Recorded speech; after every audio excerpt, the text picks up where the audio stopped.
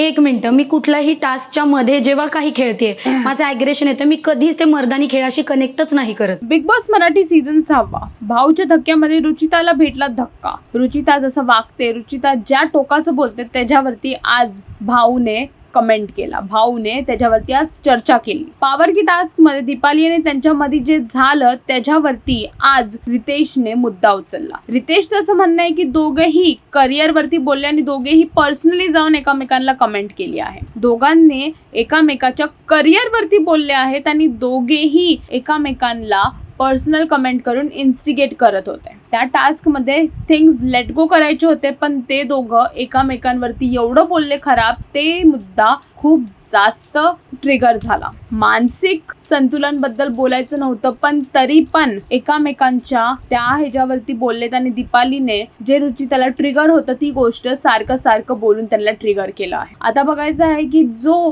रुचिताचा first day पासून game play होता आणि जो फर्स्ट डे पासून रितेश त्यांना समजावत आले होते ते काय आता रितेश समजवणार. काय वाटतं की रुचिताचे पुढे किती चान्सेस आहेत घरात राहायचे ह्या वातावरणामुळे, कारण की त्यांनी हात उचलता पण राहून गेले आहे करणवरती. आता बघायचं आहे की ह्याचा परिणाम काय होणार. अजून असे अपडेट्स जाणून घेण्यासाठी टेलीचक्कर रिजनल्सला सबस्क्राईब आणि फॉलो करा.